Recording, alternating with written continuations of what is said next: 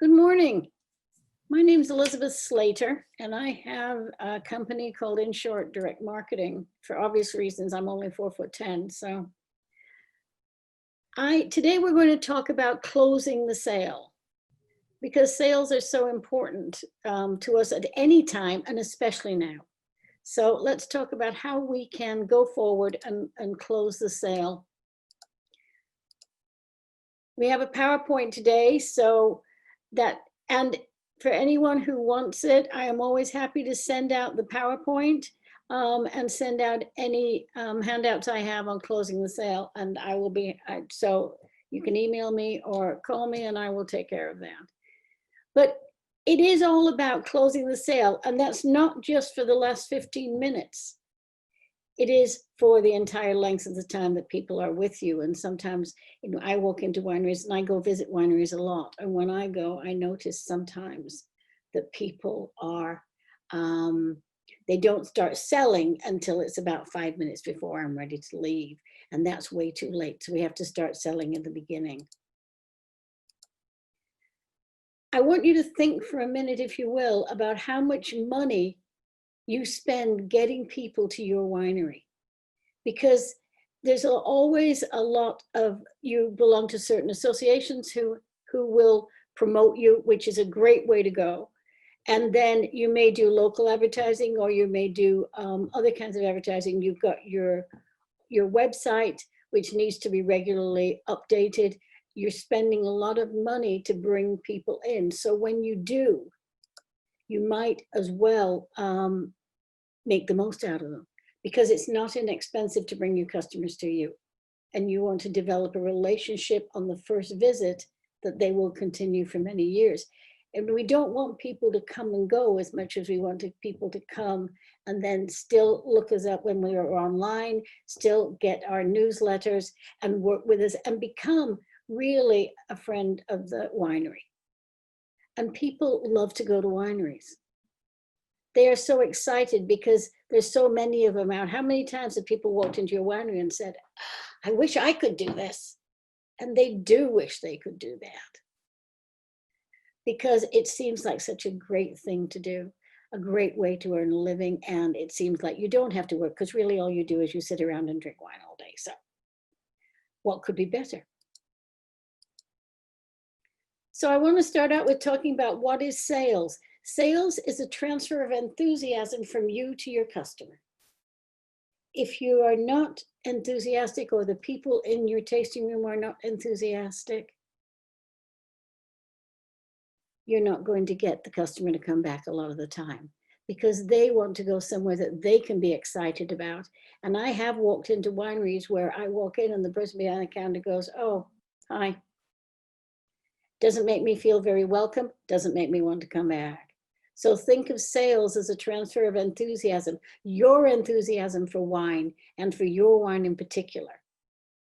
And you are transferring that to them. That way they want to stay in touch with you. They want to be part of the club. They want to be part of everything you do. They will come to your events, anything that you want them to do.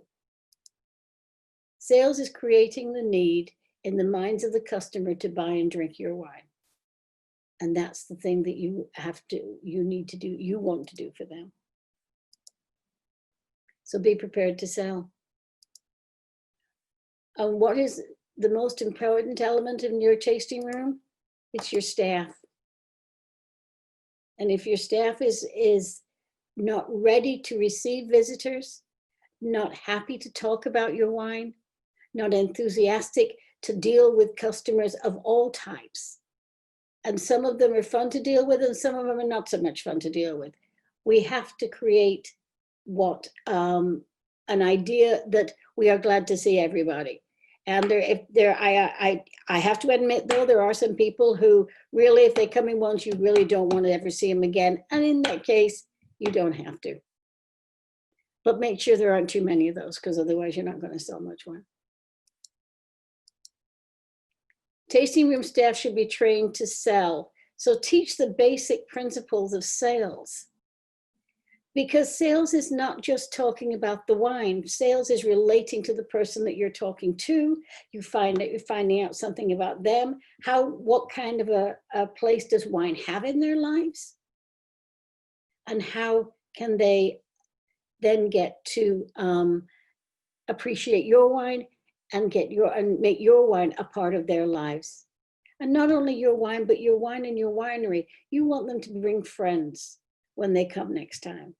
You want them to make sure that they're talking about you. They're serving your wine at home and telling everybody how great it has and what a great time they had at the winery. Because people don't buy if they don't like. So I want to talk a little bit about the basic training, and this is going to be quick. But know your target audience. What type of people buy your wine? Is there a specific type of person? Are they people who are new to wine? Are they people who know a lot about wine? Do they like the certain types of wine that you make, or are they generally like wine? And how often do they drink it? What type of people, and know the type of person that you want to buy with your wine. This is a great exercise for owners and staff and managers to sit down and say, okay, what are the type of people we are looking to attract to our winery? So we can get the type of people that we want, the type of people that will buy wine, the type of people that will drink your wine and stay as a friend of the winery for many years. Think about the demographics. Age, are you looking for a certain age group? Gender, generation, all of those kind of things. Knowing that will help you also organize where you want to advertise, how you want to create the messages to the audience that you are trying to reach. So let's talk a little bit about psychographics. How often do they buy wine? What types of wine do these people buy? And what are their hobbies? Is wine a hobby of theirs? Do they go to wine tastings at home? Do they only do it when they're on holiday? Is it something because they happen to be passing that they decided to stop in? We need to find all this information out if we can, in between talking about the wine. So it has to be a mix of talking about them or asking them about them. And if you get the people who really don't want to tell you anything, then fair enough. Those you have to kind of leave alone. But most people are happy to talk about them themselves when somebody is interested, or they think somebody is interested. If you're not interested, put a nice interested expression on your face and stick with it. Know your best customers individually. How many of your best customers do you know? Who are your top 20 customers? Those are the people that you want that you want to think about too, and then expand that to your top 40, to your top 60, to your top 80, to your top 100, and so on and so forth. People want to know you. Many people who like wine, part of it is being able to say to their friends, well, I was just over at so-and-so winery and I was just talking to the owner. He's a friend of ours, you know, or she's a friend of ours. They like to be able to say that. Wine has a real aura about it for many, many people. So we need to help encourage them to know that they are appreciated by our winery and not just come and go. And I realize in the summer months when it gets really, really busy and you are up to your neck in people, the best you can do is to keep pouring wine. But if you can add one little thing every time you're pouring the wine to talk about the wine, and then ask them a question about their habits. Do you enjoy a glass of wine at home? Do you usually have a glass of wine with dinner at night? Do you entertain friends? Because we've got some wonderful wines that will appeal to most people. So those kind of things, it gives you a way to go. So you know when you take the time, or you have the time towards the end of the visit to really sell a little stronger, you know what you need to do in order to sell to them. People like to be individuals. Train staff on the products that you sell. Provide, and not just the wines themselves, but also how to sell the wines, what the wines will do, what certain people like about the wines, or what most of your customers like about your wines, and what those wines will do to make their lives better. Because, and especially at this time, we are looking to make our lives better in certain ways, any way that we can. Because life has been pretty tough lately. Provide the tools the staff needs to sell these products.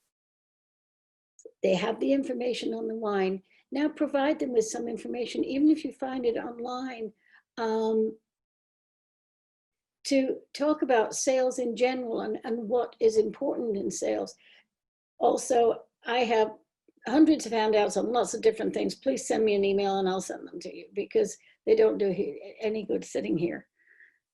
So I'm happy to send out anything I have. So provide the tools that talk about how to sell, how to relate to customers, what customer service really means, these kind of things. You want to create a script too. Not that people are going to follow it all the time, and nor should they, but you want the basics of what they should be saying, the 5 key points that you want to make sure they mention, at least when it doesn't have to be word for word, because when people talk word for word, they tend not to sound as real as they could when they're just using their own words. But if you can create some information for them that is not just wine information, but information that will help them sell. Provide wine education, of course, because they're going to get asked a lot of questions. And if you can give somebody the answer to an interesting question, or give them a little fact of information about wine that they can take home and impress their friends with, they are more likely to talk about your wine when they get back to their home. Test and reward staff for their wine and sales knowledge.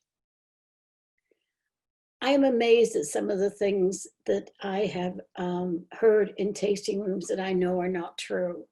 And I belong to a small group. We have a Zoom chat every week, and it is a couple of winery owners and a couple of 2 or 3 wine writers and myself. And we were talking the other day about things that we have heard about wine in tasting rooms. And some of them are really very funny, because people just will say the oddest things about wine because they've gotten something confused.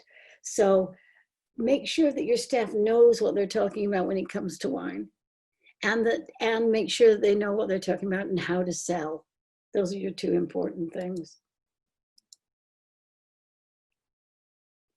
It's all about the visitors. So build rapport, ask questions, find out about them. Not too many questions. They don't want you to think you're putting a dossier together on them. However, if you can just start with the basics. Everybody asks, where are you from? It's okay to ask where you're from. People like to tell you where they're from, where they're visiting from. What brought you here? Had you heard about us before, or were you just passing? Find out the reasons why they're there, and it gives you a better idea of where to progress when you're talking about the wines. Because if you have someone new in your tasting room, and at the same time you have people coming in who are really good customers, they don't want to be asked all the basic questions. So have you been here before, or do you come here regularly? Are 2 good questions to ask in the beginning if you are new to the business. Ask them about their lifestyle. Does their lifestyle include wine? Do they enjoy wine? They may be there just because they need to use the bathroom. I mean, a lot of people stop because they need to use the bathroom. So if that's what they've stopped for, it's a whole different sale than somebody who comes in regularly. So what is their lifestyle? What do they enjoy? With regular customers, you ask them what they've been drinking lately and what they have enjoyed. Or have they used your wine with a different kind of food that they found to be really great? So get information from them and ask them about their expertise in wine and why they got into wine, those kind of things. Most of them like to talk about these. And allowing people to talk about and showing interest and making them important in your winery is going to sell a lot more wine. You want me to ask them about their drinking habits, although I would suggest you do this in a way that is kind of not so, how much do you drink? But ask them about, do they enjoy a glass of wine with dinner? Is this something they enjoy a glass of wine when they get home? There's nothing nicer than when you come home from a hard day at work than taking off your coat and dropping your briefcase and pouring yourself a glass of great wine. So there's ways to talk about that they'll go, yes, there it is. What are their buying habits? Do they enjoy buying wine? Is it a hobby? For some people, wine buying, wine collecting is a hobby. And this may be, you may be one of them, and they're more likely to buy by the case than they are by the bottle if they find something that they really like. So think about that.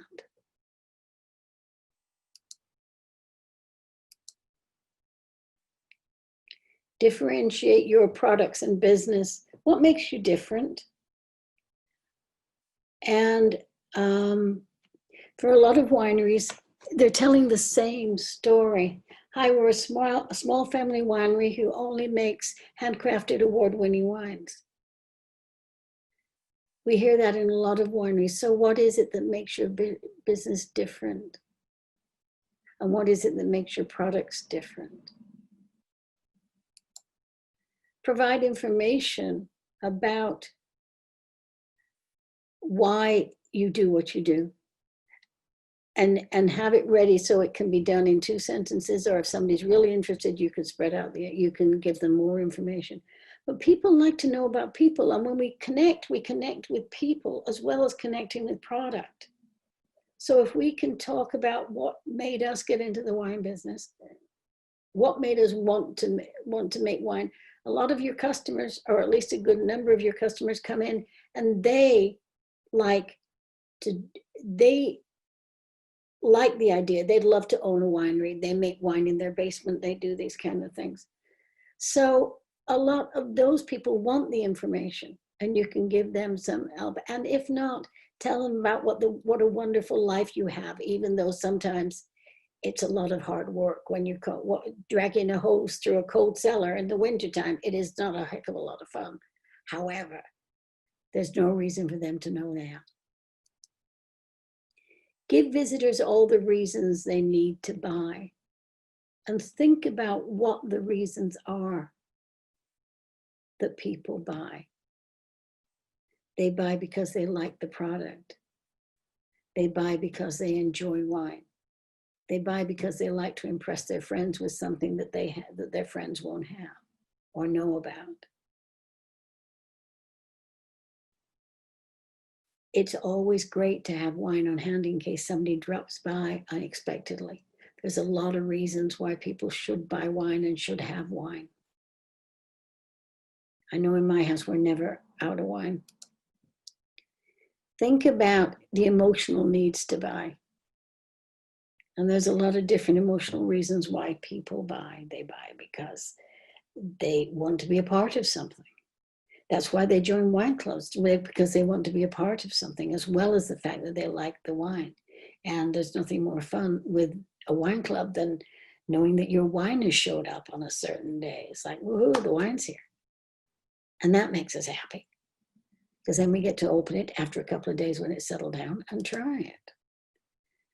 What are the factual reasons that people give you when they want to buy? Well, we entertain a lot, so it's nice for us to have wine on hand.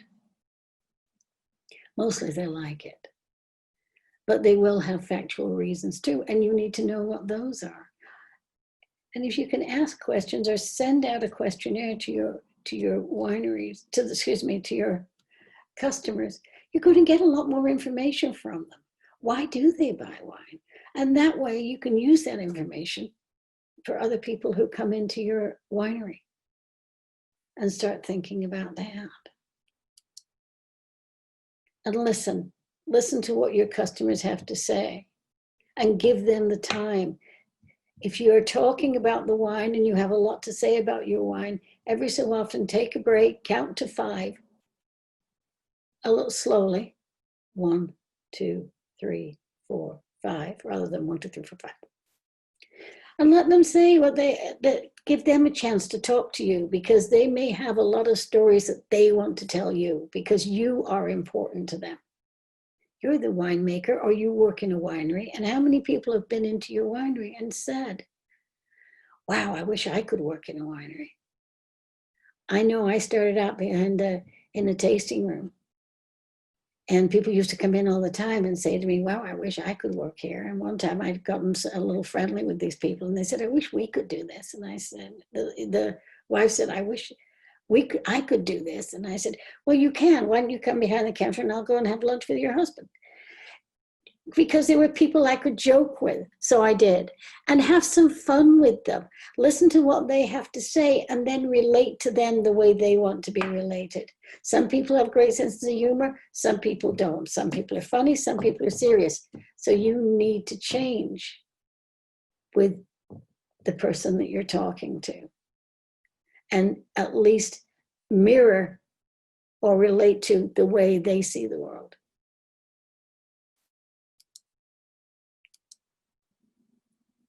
Capture information. This is something that I know is something that is important to the wineries, because the more information we have, the better we can do. However, a lot of times people come and go without leaving their information for you, and that is not particularly great, because then you can't get a hold of them again, because just because you may not have sold them much the first time does not mean you can't do it the second time if you have the information that they need. So you need their name, address, phone number, email, all of those kind of things. And if they have bought wine from you, if you can send them a card, just a little card, thank you card saying, thank you. We so enjoyed seeing you at the winery. Thank you so much. We hope you enjoy the wine. We look forward to seeing you or hearing from you soon. Something like that means a lot to people, because that personal interaction is not as normal these days as it used to be. It used to be when you went into any small business, you spoke to the owner, you got to know them, they got to know you, and you made a friendship, or at least a relationship out of it. And that's what we need to do with people now. And especially in this time, people want to talk to people because many people are anxious. The level of anxiety has just gone up, way up. And so to go into a winery and be able to talk to somebody, it gives them a break from what is going on in the world today. Or if I went to a winery not too long ago, and they were open and they were doing outside seating. So we walked in through the tasting room and decided on what we wanted. And then we went and took, they said, you'll take a seat outside. We'll bring out your wine. They brought out the wine, put it on the table, walked away, and that's the last we saw of them till we walked back inside to pay. They didn't come out to say, are you enjoying the wines? Do you have a question or two? Is there anything that I can answer for you? Because you don't need to get close to them to do that. They were wearing masks. Everything was, so they could easily have come back, and nobody else was at the winery at that point in time but us. So had you had somebody come out and talked about the wines, or talked about the winery, or given us some information, or asked about us, it would have been a much better visit. Because the other thing too is people aren't going out as much, as that means they're not seeing other people. They may be heartily sick of the person they're sitting across the table from because they've been with them for the last 3 weeks. So get out there and smile and talk to people. It's fun. People are very interesting. I promise, even the boring ones. So create a sales atmosphere. Create a meaningful and memorable experience for people. Make them feel that you are pleased to see them. And you want it to be something that they will remember. So if you have, if your tasting sheet has 4 wines on it, give them a taste of something extra. Give them an extra wine, and say, oh, I've had so much fun with you. I wanted you to try this wine. And, this is us part of your tasting. I know we only say 4, but we'd like to give you a little taste of something different. Or something we think you might like. So you're giving them something that then they can take home to their friends and say, yeah, we were really nice and they gave us an extra taste of wine. They were so nice. We really enjoyed it. That's the place that their friends are going to want to go when they're in the area. Or their neighbors who may not have been to your winery, even if they only live 3 miles away. And that personal experience, and now more than ever, the personal experience is what people are looking for, as long as you keep the safe distance and you're wearing a mask. By the way, do you have masks with your winery names on them? They can be made. They're not terribly expensive, and you can have wines with your, you can either hand out or sell masks with the name of your winery on them. Everybody has more than one mask, and people are wearing them all, have to wear them all the time and should be wearing them all the time. So we might as well use them to advertise. Make a great first and last impression. You want them to walk out having felt like they've made a friend and they found a great wine that they're going to be drinking for the next 20 years. So think about what kind of an impression is being made in the tasting room. And I know that a lot of times people have a lot to do, but there is nothing more important than the person who is standing in front of you in that tasting room at that time, and the other people that come in. Make your visitors comfortable. Find out their knowledge of the extent of their knowledge of wine first, rather than just start talking and giving them a lot of words that they don't understand. A lot of times people won't ask you if they don't feel comfortable. They won't ask you what you're talking about, but if they can't understand you, they're very unlikely to buy. So, and as the plan is, I know you like making wine, but really the big plan is to sell it too. Unless, of course, you're planning to give it away. In that case, I'll send you my address. So think about what it is that will make your visitors comfortable. And that is finding out about their level of wine, their level of wine knowledge, their wine experience. Is this the first tasting room they've ever been into? Or do they go all the time? Because once you have the basics of information, you change your sales information, you change how you're going to relate to them, and you work on their level, rather than giving them information that they have known for the last 15 years because they go wine tasting every weekend. So think about those kind of things. When people come into your tasting room, give them time to get their bearings.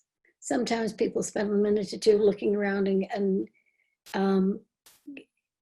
getting comfortable with where they are, finding out where the bar is, finding out where the restrooms are, those kind of things. So give them time to get that. And if you're busy, on the opposite side, if you're busy, at least look up, smile. You may just hold up your hand. Let them know that you know them, that you've seen them, and that you know they're there. And make your visitors important. If you can help them feel important, even when it's busy, by finding out something about them and letting them know something about you, letting them know that you're happy to see them, letting them know that you're glad they've come in. I know it sounds a bit repetitive sometimes, but this is the most important thing you can do. And sometimes when we get busy, we don't always do that. We put the glasses out. I have another thing that people will put the glasses out and start pouring before they've asked me what I want or what I'm interested in. And if you see a woman walking in alone, be extra nice. I get a lot of times, now I admit it, half the time I can only barely see over the bar, so that's a problem. But I am oftentimes just ignored or not seen or not thought to be that important. It's like, oh, and we do make assumptions. Everybody does it. When we see people, we make assumptions about them, even if we don't know we're doing it. And usually women alone is like, oh, well, she's probably not going to buy anything. So we need to make sure that we don't do that. So make all your visitors feel important. Welcome to the winery. We're so glad you came in today. Oh, it's so nice to see you. Come on up to the tasting bar so we can pour you a glass of wine. And if it's busy, if you have busy times, if you're busy on weekends, if you've got a lot of people around, make sure you have a greeter. Even if you're doing outside tasting, make sure you have somebody outside to say hello and let people know what's going on so that they know the drill too. Because a lot of times people don't know where to go, and wineries intimidate people. People who do not know always drink wine and are doing this for the first time can get intimidated very easily because we think of wine as being kind of up here a lot of the time. Well, it's wine, and I'm not going to understand what they're talking about because I don't know a lot about wine. And yet, we want to make people feel as if when they go away, they have enough knowledge to know that they can what to buy and what they're going to like. Provide an optimum level of customer service. The better you can treat people, the more likely they are to come back. So be nice to people, provide an optimal customer service, and you're going to be good.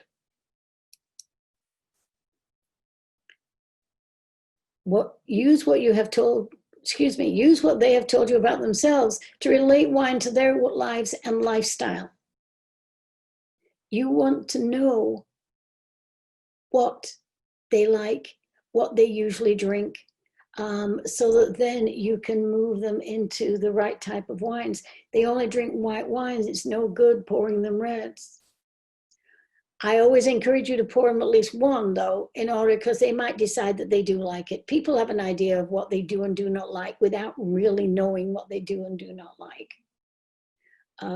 There are certain things that we don't like, but wine is so different. And to go through 5 different wines or to say, oh, no, I don't like wine, really, that's very hard to say because you don't know if you like it or not because you haven't tried a lot of them. So give them the opportunity, or say, do you have a wine for people who don't usually drink wine? Something that is rather a little softer and they will appreciate, or something you can give. That's why it's nice to give out crackers or something like that, so that when you've got people who don't drink a lot of wine, food makes a difference, and that can make a difference for you. Sell, sell, sell. It's always important to keep selling. I'm going to put my glasses on for a sec here, because I can't really see. And actually, this is why I like PowerPoint, because then I can see. Sales techniques. Let us entertain you. People like to be entertained. They want to be entertained. Allow them to do that. And these are all things they're going to sell the wine. This is closing the sale. All of these things. It's not just the what are you going to buy. Tell them a story. Tell them a story that they will enjoy. Tell them about something funny that happened in the cellar. Tell them about people who come and visit you regularly. Tell them about something funny that happened at a tasting. Think about telling stories, because people listen to stories and they relate to stories. So tell them a story. Give them little factoids that they don't know that they can take home and tell their friends. In the state we're in, this is the most popular grape that is grown. Or this grape originated in Yugoslavia. Whatever you want to tell them, as long as it's true. Try not to give them information that's not true. I've gotten amazing points of information in wineries that I know that are not true, but that's just part of life. Make the connection. Visitors should leave feeling connected and as if they've made a friend. Give them things that will encourage connection, recipes or tips on wine. tips on when to serve wine, tips on how to serve wine, tips on different kinds of food that go with your wines. And search for commonality. What do you have in common? Where do they live? Where does their family live? Do they come from a wine drinking family? Search for common things that you have in common, and not necessarily to do with wine. What are their hobbies? And suggest they start a wine tasting group for them and their friends as part of the hobby. But search for commonality. And create the comfort factor. We want people to be comfortable.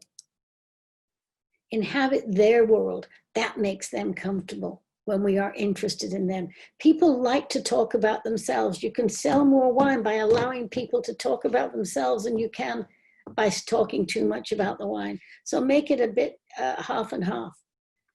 They get to talk about themselves and what they're like, and you get to talk about the wine and how it will enhance their lives. And because you know something about their lives, you're going to be able to tell. Now, there are people who do not want to tell you anything, and fair enough. If they seem uncomfortable, you move on to something else. But we have to be able to read our people. We have to know, and we have to be watching. And it's hard when it's busy, I understand that, but try and look at their faces and see, because things will flit across people's faces, different expressions, depending on what they like, what they don't like, if they're not comfortable, if they are comfortable. You can usually tell. You just have to look for it. And it doesn't take long. Use language they can understand. We've talked about that a little bit. Don't use big wine words when people don't understand big wine words. Save them for your wine geek friends. And save them for people who really want to talk wine and show you how much they know, in which case you let them talk and you can sell them wine by not saying much of anything. Smile and keep smiling until these little muscles at the side of your mouth start hurting, because that's what we're going to be doing all day. And if you smile at people, they feel comfortable. And they feel like they're appreciated. And give them your full attention, even if it is only for 90 seconds or 60 seconds, because you've got a full bar and you have other people to deal with, or to serve, I should say. Dealing with kind of sounds like it's a chore. Give them your full attention. Make them feel important for just a minute or two. And then if you have to leave them to go to somewhere else, they can see the bar is full. So you say, I hate to leave you, or I'm so sorry, I have to, but I just need to go over with these people and I'll be back to get you your next wine in just a few minutes. So that they know you're not just walking away. Sell as you go. Give people information that will assist them in making their buying decision. And a lot of it can be, your opinion is really important. When you're behind the bar, whoever is behind the bar, the opinion of that person is really important, because to many of the people who walk in, they are the expert or you are the expert. So give visitors that information that will assist them making it their decision making. This is a lovely wine. This wine can be paired with lots of different kinds of food. This is a great, easy drinking wine. So when you come home at night and you've had a tough day and you can sink into that comfy chair. And when you say things like sink into that comfy chair, honest people can feel that in their mind. They can see themselves sitting there with a glass of wine going, ah. And it makes people feel that you have given them information that they can use and that's good for them and that will make their life better. And that's what we want to do. So help them to make those decisions. Help them to find the wines that are right with them. And enjoy it. Ask visitors about their favorite varietals. What kind of wines do they like? What kind of wines do they usually drink? What kind of wines do they prefer when they go out? If they were going to go to, if money was not an object and they could order anything they wanted in a restaurant, what would they order? Remind visitors that you have a particular wine on special or wines on special, and tell them why. Why is something on special? Because you've got the certain amount of people who always think that if it's on sale, it's because you're trying to get rid of it. And you need them to, and that may be true, but that's not what we tell them. And we tell them why we are trying to do this. And because every so often we put something on special, or this is wonderful at this time of year, it's a perfect spring wine, it's a perfect summer wine, it's a perfect winter wine, whatever. And we like to make sure that people get to try our wines. So occasionally we offer them at a special price. Try not to say discount if you can avoid it, and try to make it seem as if you're doing it as a favor to them. Create value in the perception of value. I don't agree with giving large pours, and some wineries do. It's better for you if you give small pours, so think about that. And if they're going to a number of places, limit the number of tastes, but give somebody an extra taste. If you like them and they're having a good time at the winery and you feel that they're going to buy things, give them something special. Say, you know, we do have this wine, we don't usually pour it, but I have a bottle open and I think you'll enjoy it, so I'd like to give you a taste. Is that okay? Not many people say no. If wines are in short supply, ask a couple to share a taste. It makes the wine more important. Now you can only do that. That's only good to do with people who are couples, so that you're not asking it to, you know, people say, and then people who don't want to. And perhaps this is not such a great thing at this time with the coronavirus. However, if it is a husband and wife, that shouldn't be much of a problem. And focus visitors' attention on the wine, especially while you're pouring it. And when you're pouring it is the time when you can give them, they give their full attention to the wine. And then as they're tasting it, you can ask them how they enjoy it, how it tastes to them, and tell them there is no wrong answer. People are afraid to tell you how wine tastes because they feel, and not all people, but a lot, they feel that they're going to get it wrong somehow. I'm not going to taste it right, but it just tastes how it tastes. And so you can enjoy that. And if they say, well, to me, it tastes like blackberries, and that's what it says on your tasting notes, good going. That's really good. I'm glad you picked that up. You can also turn your tasting sheet over if you want and say, okay, we're going to do a little blind tasting. You're not going to know. I want you to tell me what it tastes like, for people who like that kind of thing. So it is about being able to look at people and understand people and want to understand people. People buy because they've been made to feel as if they're important a lot of the time. And then they want to show you that they are. So sell to their wallet. Do not be apologetic about the price of a wine. The prices are what the prices are. You can do discounts if you want to do a special price for a 6-pack or a case, of course. But do not, I have been in wineries where people say, and I say, well, how much is this one? They say, well, it's $35 a bottle. And they feel like they're uncomfortable. Don't be uncomfortable talking about that. Consider value rather than price. What is the value of a great night with friends? What is the value of that to your life? If you've got a wonderful bottle of wine that enhances that evening, the price doesn't matter because it's of great value. Expensive is not a fact, it's an opinion.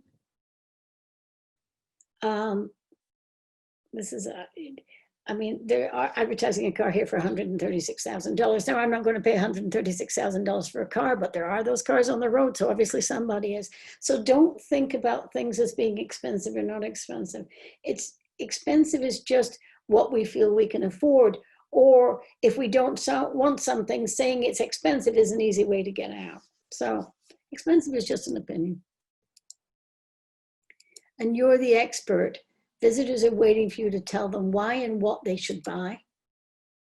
They're waiting for you to make recommendations based on your knowledge of their likes and dislikes. So reassure visitors that are making good choices. People like to know they're making a good choice. And in wine, people don't know whether they're making a good choice or not because they don't understand a lot about wine. So if you say, you know, this is, and please always be honest when you're saying things. If you say about every wine, this is our best-selling wine, somebody's going to overhear you and they're going to be confused and not believe you. Understand that visitors may want to buy, but not be confident enough to make the decision. Just because people don't buy does not mean that they didn't want to. It means that they may not have been confident enough. So that's your job, is to make people more confident about decision-making. Sell benefits, speak in terms of benefits, not features. How do these wines benefit the visitor? They can count on quality when they serve their wine to their friends. And it is also a wine they can be proud of. And it's an award-winning wine if it is. And most wines are. And it's different to other wines. And give visitors reasons to like wine and reasons to buy wine. Expert opinions, the wine inspector gave this 106, whatever the plan is. Or we did very well at the competition this year. Or this is one of our best-selling wines. Our people who really like wine like these. And everything I have been giving you up to now has been closing the sale. The sale starts when people call you on the phone, when people drive into your driveway. That's when the sale starts, not at the end. So what is a close? A close is the process of helping visitors make decisions that are good for them. When you represent a quality product or service, it is your obligation to provide it to the people who will benefit from it. And that's Tom Hopkins, not me. But we always want to close and help visitors make a decision. Emotions have a strong influence on decision making. Sell by using emotional terms. You will like this, you will love this. This will make it so much easier. It goes with such a lot of different types of food. Your friends will love it. It's an easy drinking wine. It's great for all different kinds of wine. People who know about wine, people who don't know about wine.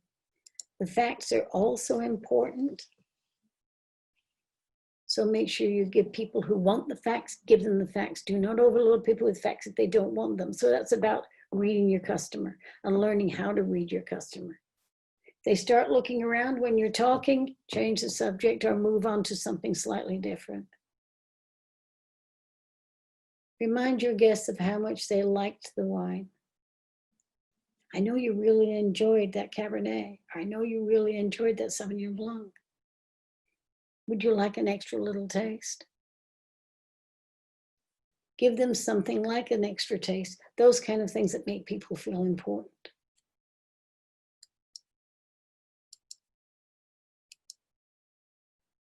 And what can you do to facilitate the sale? Look and listen for buying signs. Visitors give signals both verbally and physically when they're ready to buy. They will start reading the information on the bottle. They will be looking at the price list. They will ask you questions. They will smile more when they're tasting a wine that they like. Respond to these buying signs. I see you're enjoying that wine.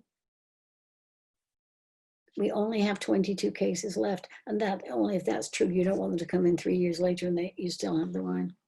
So respond to buying signs. Be ready to answer questions and objections. Objections are just people figuring out if they really want to buy it. So do not feel guilty about objections. I don't mean that. Do not be frustrated if people have objections. They're just trying to get more information. And make eye contact, make lots of eye contact, smile at people. It shows that you are interested in them and you want to help them. Be open and sincere, give visitors the information they want. Encourage them in their choices. You made a good choice with that wine. That's one of our most popular. Be confident. If you don't believe in the wines, and that's for staff, people who just coming to work for the winery, if you don't believe in the wine, it's harder to sell it.